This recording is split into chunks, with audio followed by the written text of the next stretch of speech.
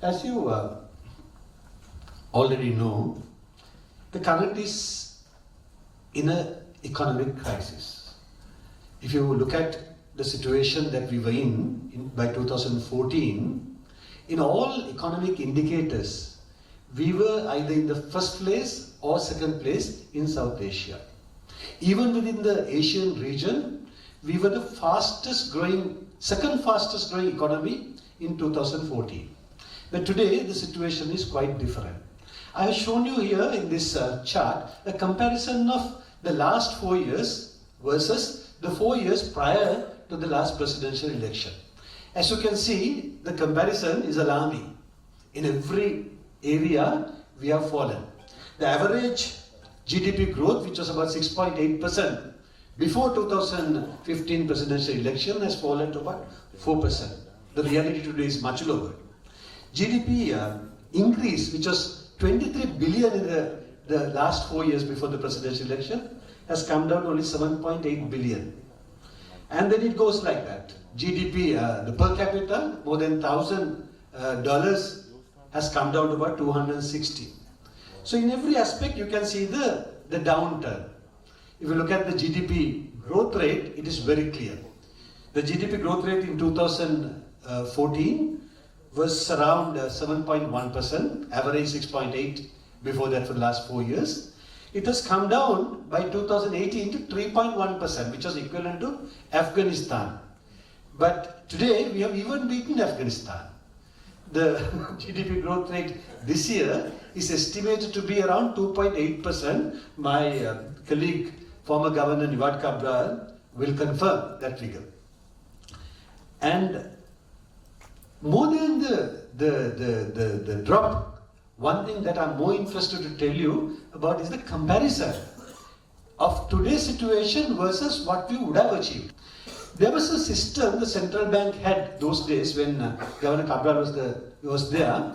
Every year, in the first week of the year, they used to forecast what's going to happen to our economy during the next 3 to 5 years' time. And that forecast was about 90 to 95% accurate.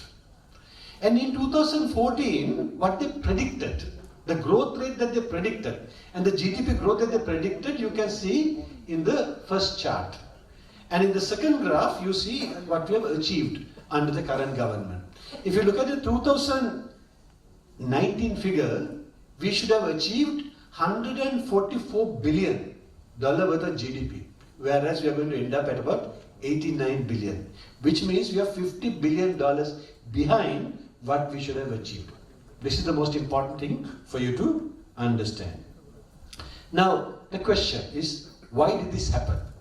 How come these guys who were given on a platter a well-performing economy managed to bring the economy down to this level? There are many reasons. The first one is the lack of direction at the top and the mismatch. Two parties came together, two groups came together, holding completely two different ideologies. They never matched. So they couldn't go together. And even within that ideology, they didn't have a policy, they didn't have a plan.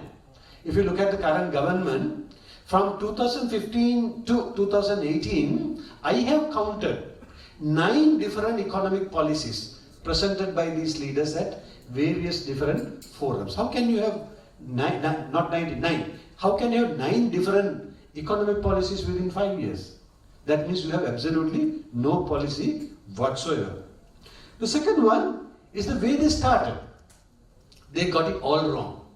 When they came to power, instead of focusing on the economic development, instead of taking it forward, they started focusing on their political enemies. They wanted to suppress the opposition. That was the focus. Recently, you saw this lady, the Solicitor General Dilrukshidas Vikramasinghe, was interdicted because of a phone conversation where she said that she had to work under political pressure, conducting various investigations of various people. Then we saw another Solicitor General, a retired one, coming and giving in detail how he was put under pressure by the current government leaders to suppress political opponents. So this is what they were doing. For the last 5 years, the only thing they were doing was trying to suppress political opponents. So the focus was elsewhere. So that is why they couldn't concentrate on the economy. And another thing that happened was the early loss of reputation. It didn't take 50 days for the government, which came promising good governance, to engage in the biggest financial fraud of this country. It didn't take 50 days. The central bank bond scam took place not only once, it happened twice. First time the involvement was about 15 billion, second time 42 billion. So 15 billion rupees, second time 42 billion rupees. And it got repeated. Central bank bond scam is just one fraud. There were so many other white-collar crimes that took place, and this was another big issue for the government. When you lose your reputation as an honest government, investors don't come. Investors don't want to invest. And there are so many mistakes also, apart from the fraud that took place. Now I have given here some of the mistakes that you may have heard about. There are many others. Just comparison with two particular issues that they complained about the previous government versus what happened thereafter. You remember the famous hedging issue and the Greek bond issue? They were not frauds. Of course, management issues where there were losses for the country. And there were reasons for that. But just compare those losses with what happened thereafter, from the time the current government came to power. The Hyatt issue, the compensation that they had to pay to the architects when they ran into an issue with the architects alone was 1.2 billion. And the loss from Greek bonds issue was only 0.9. Then the loss, the compensation that they had to pay to Airbus company when they cancelled the 5 Airbuses, and then when they asked for compensation was 17 billion rupees. And the total loss due to hedging was only 12 billion. And the port city, when they delayed the port city for 1 year, and China asked for compensation for the lost time, they had to pay 26 billion. You can see the amount of losses that was caused as a result of mismanagement of this government. Then another interesting thing is the debt management. We remember Mr. Ranil Wickremesinghe used to always complain about the debt of the previous government. He spoke about white elephants. He said the previous government borrowed a lot of money, and as a result the country is in debt. So if he was worried about that situation, once he came to power, he should have solved that problem. He should have brought the debt level down. But in reality, what happened? As you can see in this graph, the debt actually went up. In 2014, the total debt of the government, local and foreign put together, was 7,400 billion rupees. Of course, from 2005 up to 2014, the debt level had gone up by rupees 5,200 billion. During that time, as you very well know, the 30-year-long war came to an end. So much development took place. The economy grew by 4 times, from 20 billion to 80 billion dollars, etc., etc. But since then, 6,600 billion has been borrowed by the current government over the last 5 years. What have they done? Do you see anything? Any infrastructure development? Was there any major problem that they solved? No. They have just brought in debt and made you a debtor. Today, each one of you are sitting here has carry a debt of rupees 650,000. Out of the 650,000, 300,000 was introduced by the current government. The other thing is, at which rate are they borrowing? The previous government, in 2014, the borrowing rate was about 4.2%. Today, when they ended 2018, it was at 5.8. Today, it is even more. And then the increase of taxes. From the time this government came, another thing that they totally mismanaged was tax system. They brought in a tax system which was written by a group of foreigners for a foreign country and tried to impose that upon our people. And they increased the taxes by almost 100%. As you can see, in 2014, the total tax collection of the government was 1 trillion rupees. In 2019, it is 2 trillion. That means you are paying 100% more taxes. But has the GDP grown? GDP has not grown. GDP has grown from $80 billion to 89 billion, whereas the taxes has grown by 100%. I'd like you to look at this interesting graph, which shows the loss caused as a result of rupee depreciation. When the rupee started depreciation due to the economic management of the current government, you can see how it impacted the debt component. The local debt component goes up when the rupee depreciates. And as a result, the increase in 2015 was 280 billion. Do you know the biggest investment of the previous government cost only 147 billion Sri Lankan rupees? That is the Hambantota port. The next biggest investment was Noriccholi power plant, which was 117 billion. So this loss in 2015 alone was bigger than our biggest investment. Then it continued. 2016, 2017, 2018, it was 800 billion. And during the first 4 years, the loss was 1,497 billion. Now compare that with all these white elephants they were talking about. You remember the Noriccholi power plant, you remember the Southern Highway, you remember the Kattanayaka Highway, you remember the Mattal Airport, you remember the Hambantota port. All those put together, the total cost was 480 billion. Now here, the figure is 1,497, that is up to 2018. The 2019 figures are not even here. We could have built 12 power plants like Noriccholi or 10 Hambantota ports with that money. Essentially, coming to a summary of this, what this government did versus the previous government, I think is depicted in this simple picture.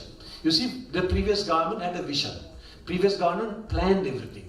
They wanted to do everything in a systematic manner. And the current government was completely different. They had no plans. They were just hoodwinking the people, and that is the future they are now going to promise. The whole impact is seen from the Colombo stock market. Usually you say stock market is a reflection of an economy. You can see how the stock market behaved during the latter part of the previous government and the current government. I was the regulator at that time from 2012 until 2015. In 2004, when 2014 ended, we won an award as the best performing stock market in whole of Asia. Better than China, better than Hong Kong, better than Singapore. And that is where we were. Today, we are back to where I started in 2012. Market capitalization has dropped from 25 billion to 15 billion. Now, that's the past.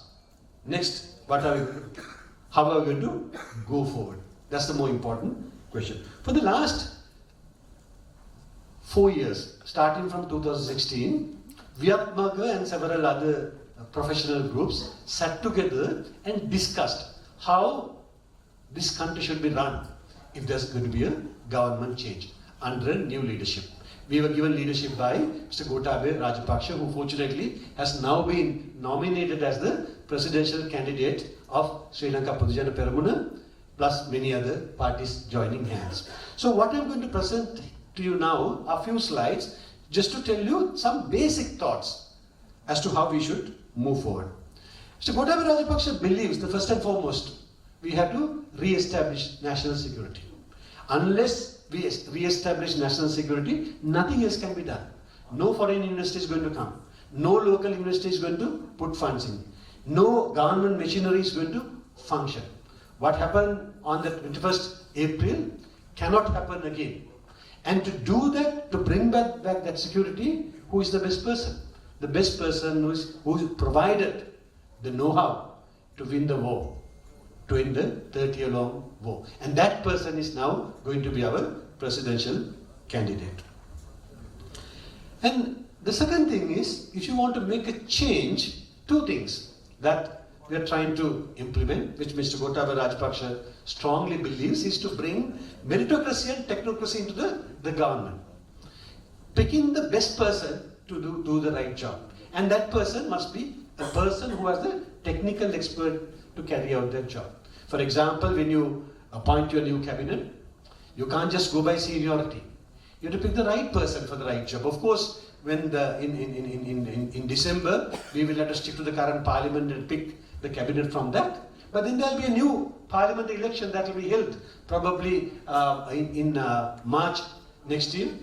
The opportunity will be there for people to select new people, and you must support Mr. Gotabaya Rajapaksa by giving him a team where he can pick the right people for different ministries, where he can pick the right secretaries, where he can pick the right chairpersons. He has to pick the right team to run the country, and he's determined to do that, meritocracy and technocracy. Another thing that we need to look at is the infrastructure. Now, of course, we always had a big dream about infrastructure.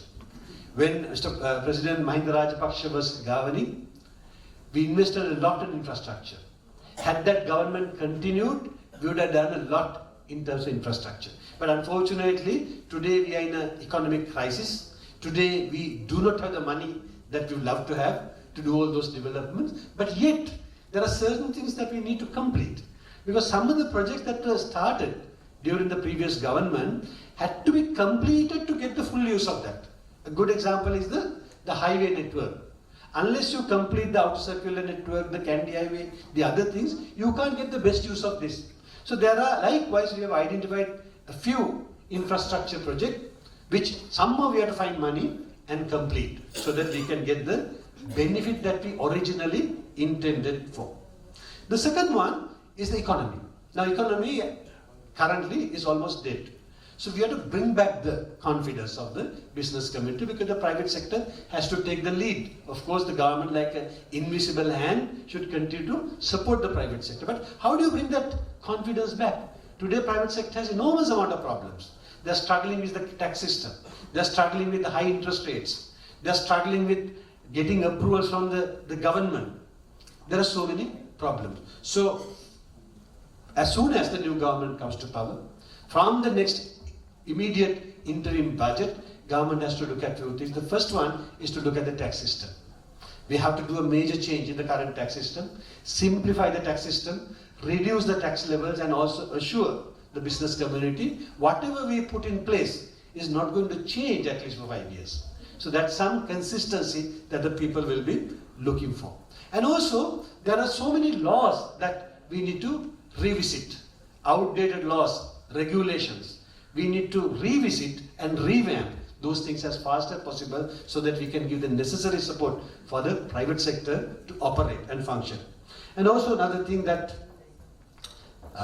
practically might be difficult, but something that we have to do, we have to negotiate with the banks and see how we can give some relief for the business community who are struggling right now, with banks squeezing credit and suing companies, all those things. So we have to give some relief. Some grace period has to be borrowed for the business community to get back on track. Then, corruption is a one big issue that we have been talking about for the last 70 years. Now, when you talk about corruption, you need to find solutions by going to the root causes. And unless you do so, you can never solve this. You can't be just chasing few individuals and jailing them and expect that country will be corruption free. So when you look at corruption, we see corruption in two ways. The first one is the institutional corruption. The second one is political and administrative corruption. Let me come to the two. First one, institutional corruption. There's so much corruption that is taking place at the customs, Indian revenue, excise department, approval agencies, local authorities, etc. Mr. Gotabaya Rajapaksa believes in order to fix that, you have to first fix the system.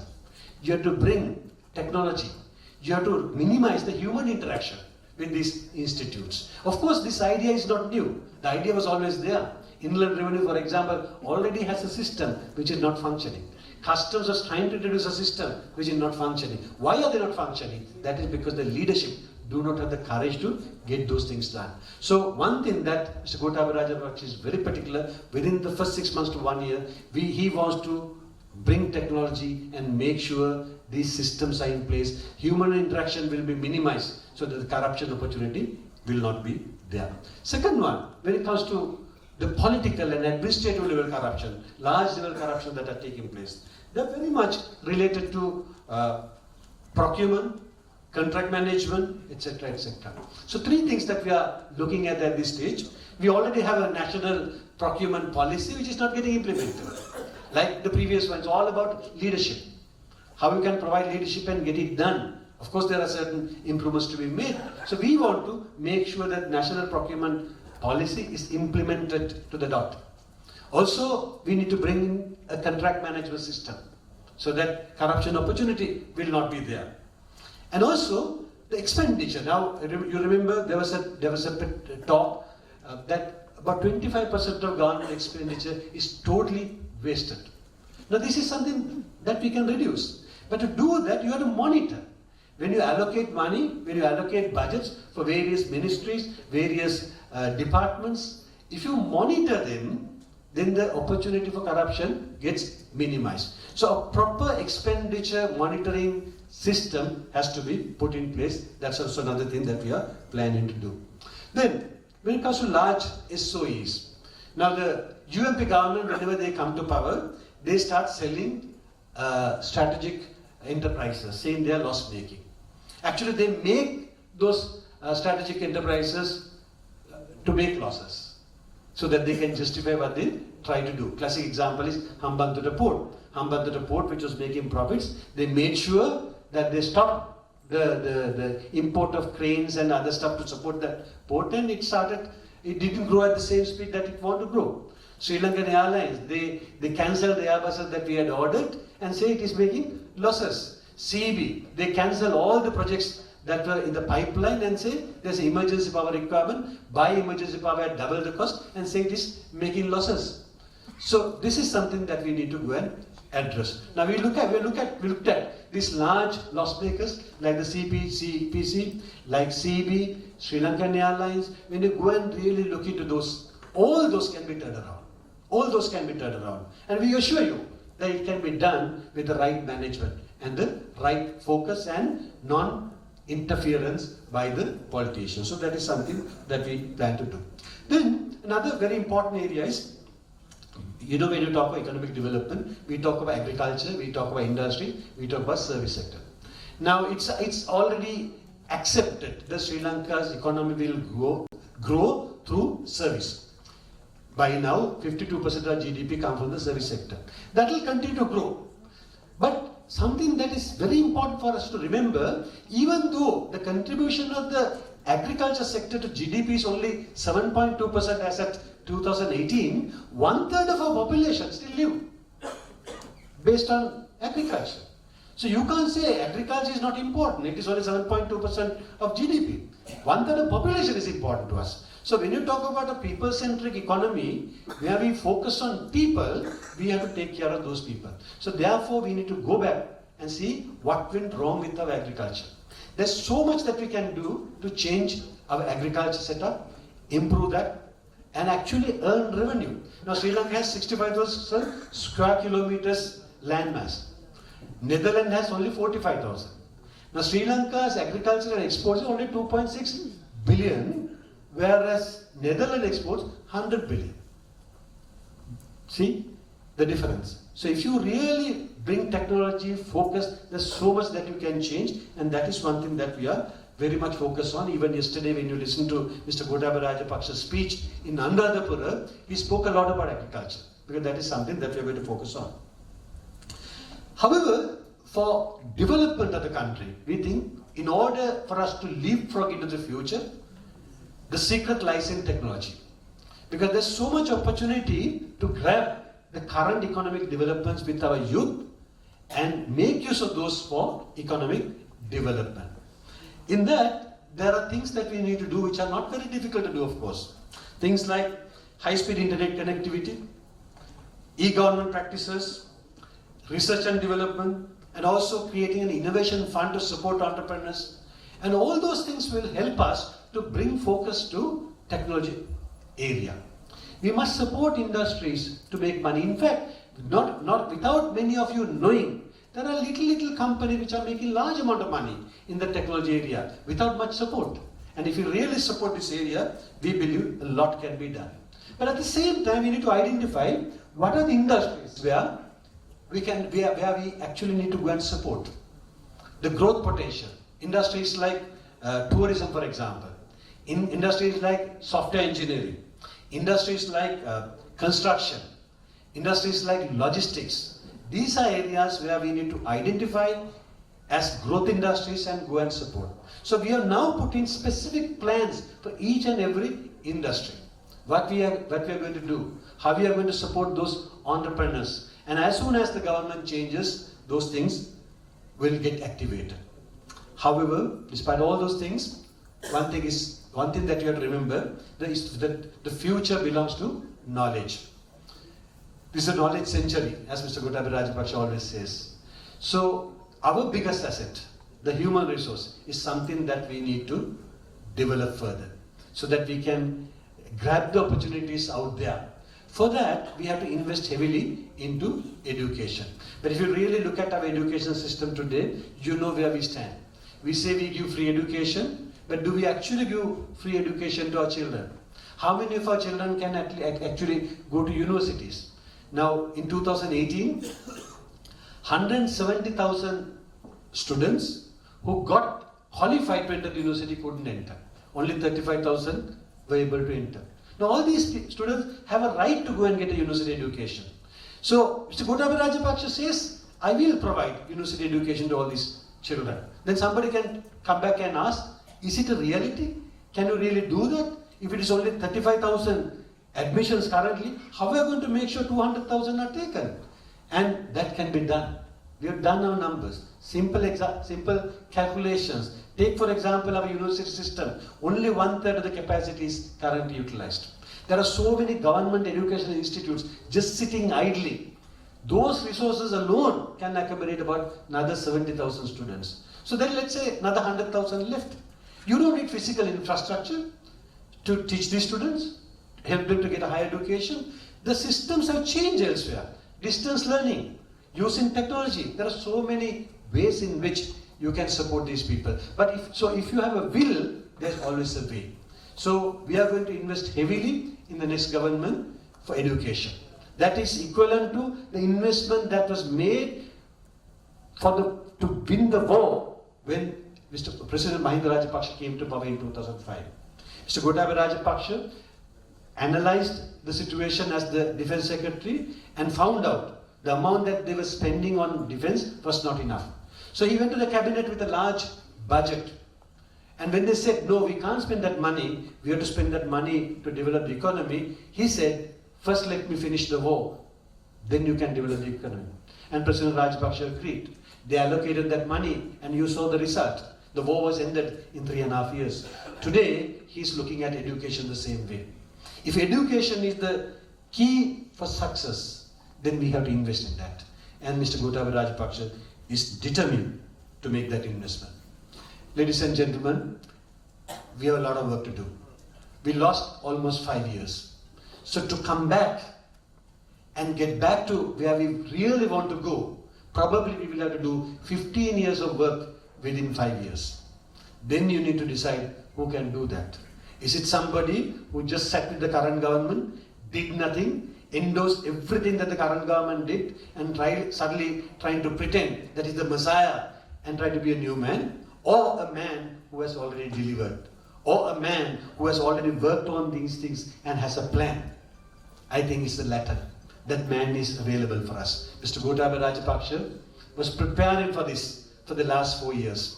He has a vision, he has a plan, and he has a team to deliver. So let us get together and support him to win the election. Then he, together with us, will develop this country the way we want. Thank you very much.